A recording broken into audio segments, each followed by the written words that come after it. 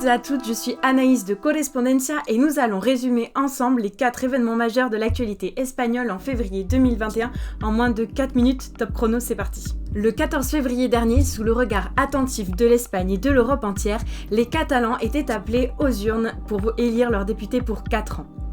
3 ans et demi après la tentative avortée de sécession avec l'Espagne et en pleine pandémie de Covid-19, les résultats des élections étaient plus qu'attendus. Avec une abstention record de 46%, c'est le Parti socialiste catalan, mené par l'ex-ministre de la Santé Salvador Illa, qui arrive en tête avec 23% des voix. Mais ce n'est qu'une victoire amère pour les socialistes, qui obtiennent le même nombre de sièges que leurs rivaux indépendantistes, Esquerra. Les diverses formations indépendantistes, Juntscat, Esquerra et CUP, obtiennent au total la majorité avec 68 sièges sur les 135 composant la Generalitat. À droite de l'échiquier politique, Ciudadanos, qui était la force majoritaire, perd 30 sièges, alors que le parti Vox d'extrême droite fait son entrée au Parlement avec 11 sièges. Bref, le parti Esquerra, les indépendantistes, seront alors l'acteur clé pour une possible indépendance de la Catalogne à venir. Mais la Catalogne a aussi été sous le feu des projecteurs avec un autre événement, en musique cette fois-ci. Pablo Hasél, rappeur catalan, a été condamné à 9 mois de prison pour des tweets attaquant la monarchie et les forces de l'ordre. Après une première condamnation en 2011 pour des chansons rendant hommage à des organisations armées d'extrême gauche, cet artiste est devenu en quelques années le symbole de la liberté d'expression. Dans ses tweets publiés il y a quelques jours, le rappeur catalan insultait et accusait les forces de l'ordre de torture et d'assassinat. Barricadé dans l'université de Lérida, la police l'a conduit directement en prison le mardi 16 février pour apologie du terrorisme et injures et calomnies à l'encontre de l'État et de la couronne. Des images et des propos qui resteront gravés dans les esprits. Plus de 200 personnalités du monde culturel, dont le réalisateur Pedro Almodóvar, ont signé et ont publié une tribune en sa faveur. Selon les signataires, il y aurait alors une épée de Damoclès qui flotterait au-dessus de tous les artistes. Podemos, allié du gouvernement, a dénoncé l'arrestation de Pablo Hasél, la qualifiant d'atteinte à la démocratie. Pedro Sánchez, président du gouvernement, quant à lui, a reconnu un manque de proportionnalité quant à la peine infligée aux rappeurs. Sur la défensive, il a alors promis une réforme au sujet des excès-verbaux dans les manifestations artistiques. Au rythme des rimes de Pablo Hasél, le temps médiatique s'est quelque peu arrêté en Espagne, où des manifestations de soutien ont émergé dans plusieurs villes. Des altercations à Barcelone ont fait une trentaine de blessés et ont conduit à l'arrestation d'une quinzaine de personnes.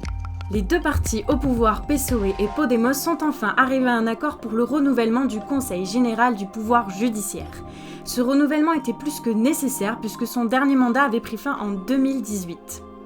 Cette instance, composée d'un président et de 20 sièges, n'exerce aucune juridiction propre, mais nomme les magistrats du tribunal suprême et les présidents des tribunaux supérieurs de justice. Elle est donc très prisée par les partis politiques qui souhaitent y siéger en grand nombre. Cependant, pour élire les 20 candidats, plus de la majorité, 3/5 exactement, est nécessaire. Évidemment, comme aucun groupe parlementaire n'a la majorité, les partis politiques doivent donc s'entendre. Actuellement, le CGPJ a une majorité conservatrice puisqu'au moment de la nomination des élus en 2013, le PP était majoritaire au Congrès comme au Sénat. Mais le PP, donc Parti populaire, la formation bleue de droite, bloque aujourd'hui le renouvellement de cette instance puisque le nombre de députés de cette formation a chuté tant au Congrès qu'au Sénat. Après 2 ans de statu quo, les partis sont enfin arrivés à un accord cette semaine. Le PP a réussi à interdire au Parti socialiste, donc le PSOE, de proposer un candidat d'Unidas Podemos. Alors que la Constitution avait prévu ce conseil pour défendre l'indépendance judiciaire, il paraît donc un peu ironique que le débat politique se cristallise autour de lui. Le 23 février 1981, certains militaires de l'armée espagnole organisaient un coup d'État qui aura duré jusqu'au lendemain et se solda par un échec. 200 militaires avaient occupé le Congrès durant l'investiture du candidat à la présidence du gouvernement, Leopoldo Calvo Sotelo.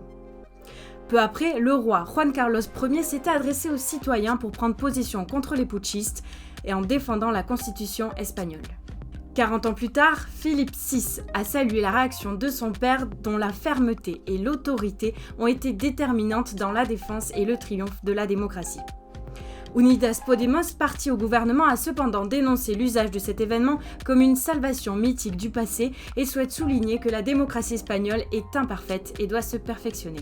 Cet événement fait encore débat aujourd'hui puisque les informations liées au coup d'État sont toujours classées top secrètes. Bref, c'est tout pour aujourd'hui, j'espère que cette vidéo vous aura plu. N'hésitez pas à nous suivre sur les réseaux sociaux, Facebook, Twitter et Instagram, et on se retrouve bientôt pour une prochaine vidéo.